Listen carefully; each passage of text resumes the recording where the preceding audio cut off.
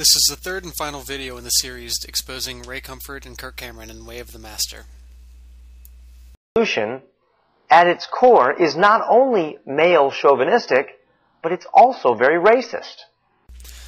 There are quite a few fundamental problems with what Cameron is saying right now. First of all, to anybody who actually understands evolution, which clearly Cameron and Comfort don't, evolution is not racist whatsoever. Second of all, why don't we take a look for comparison of the racism that's seen in the Bible? And keep in mind, this is coming from a Christian, but that doesn't change the fact that it is objectively there. Ladies, listen to what he had to say about women. For example, let's take a look at 1 Corinthians 14:34-35.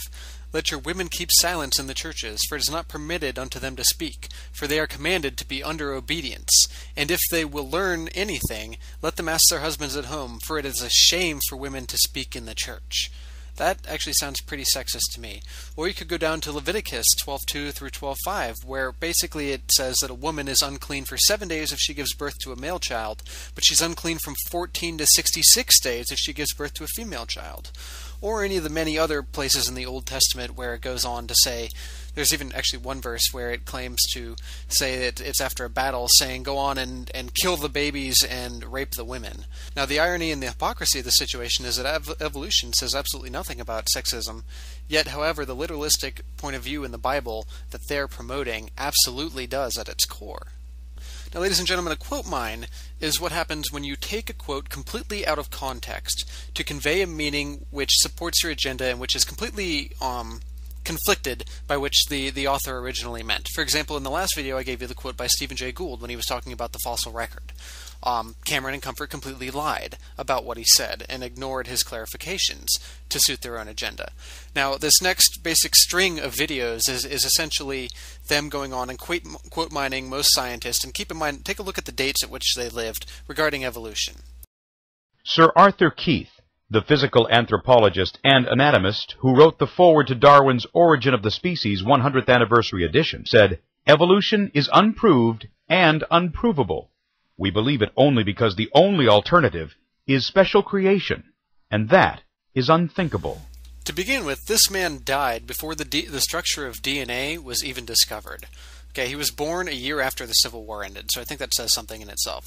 So the second problem with this quote is that there's no source whatsoever for it, in the sense of nowhere is this quote ever directly mentioned from it. If you take a look on Amazon or anywhere, you will never find a trace of it, of him ever even uttering it. The only place it will ever show up is on creationist websites, which I think is very telling.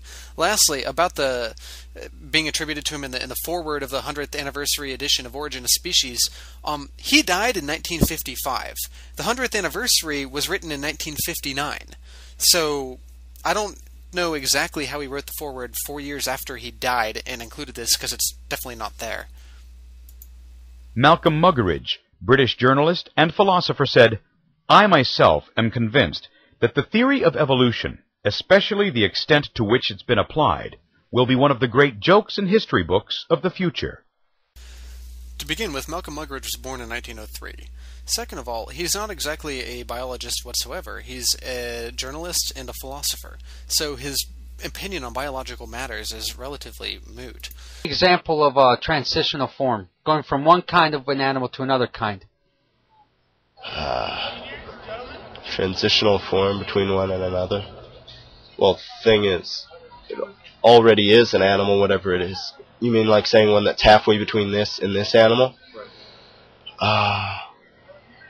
Can't think of anything right off the mark. Yet again, we see the dishonest tactic of Comfort and Cameron employed by asking random people their opinions on the subject, or their thoughts or their knowledge on the subject, and when they can't answer, the implication is that science has no answer. I would love to see Cameron and Comfort run into me on my campus and ask me about these things. Of course, we all know that that would never be in their little documentary. But once again, this is just another example of the utter dishonesty that is behind their entire movement. Again, the point that they're trying to make is, hey, this random guy can't answer, therefore science has no answer. That is not the case whatsoever. There are thousands of transitional forms, and as a perfect example of this, I have a playlist in my channel that was featured on Panda's Thumb, among other places, that has over 30 minutes worth of them. So please, go check that out if you doubt the existence of transitional forms. This is an absolutely wonderful clip from Kirk Cameron himself discussing something very interesting and telling about what happens when you bring up evolution. Here's a very interesting fact. In the last couple of dozen times that I've witnessed to someone, I can honestly say that the subject of evolution has not come up even once. Why? Because I didn't bring it up. I didn't have to. And it doesn't come up on its own because it's often a non-issue.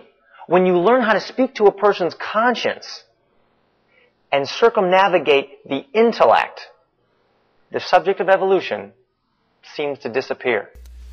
When you circumnavigate intellect, evolution seems to disappear. Think about what that is saying. Basically means that evolution is only present when you think. If you don't think, then you don't have to worry about evolution. It just goes away. Why? Because it requires thought, and because it's somewhat difficult. That's why many people actually don't really like it, Cameron and Comfort included. This statement, and I showed it in the entirety so you can be sure that it's not out of context whatsoever, is extremely telling. Now this is real good news for people like me. It means I don't have to become an expert in the fossil record. And it also means I don't have to learn words like Rhinorhynchothachosaurus.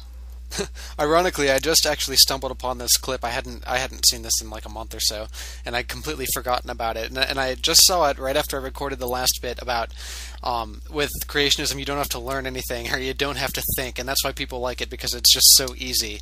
So, I mean, this is just prediction confirmed. I mean, it's perfect. Lastly, I'll leave you with Comfort's own words describing his tactic to reach people.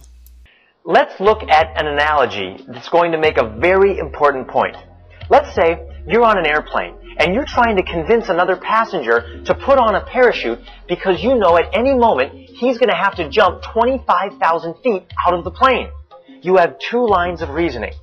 The first is, you try to convince him that the plane was made by Boeing.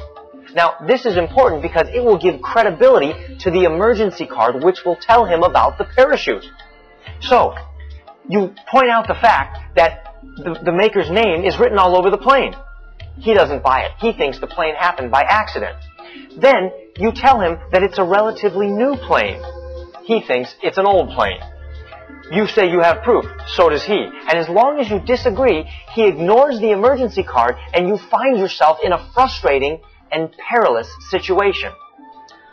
The second line of reasoning is much easier. All you do is you tell him about the law of gravity. And you say what it will do to him if he jumps 25,000 feet on his frail body. His eyes widen with fear, and he says, "Hey, would you pass me that emergency card thing? I want to check it out." Make no mistake, that is exactly their agenda. They want to scare the living crap out of you so that you don't ask questions and go along with and buy whatever they say. You know, I actually really kind of got into the evolution creationism debate a couple years ago by looking at the creationist evidence. Like I said, I've got a lot of training in biology. I'm an evolutionary biology major to begin with before I decided to go for oral surgery, and it was a lot. I just didn't understand what the issue was with evolution and why people, or not scientific people, but just the public actually had an issue with it. So I looked into it, and I took a look, and I spent a lot of time on creationist websites trying to hear what they had to say. And the more that I saw, the more I just became angry. I mean, and as a Christian, just seeing my fellow Christians sitting here and lying, just through their teeth, just completely bastardizing quotes and evidence and biology and just everything in general and just preying on ignorance to support their point of view, it just disgusted me. And that's why I do essentially what I do.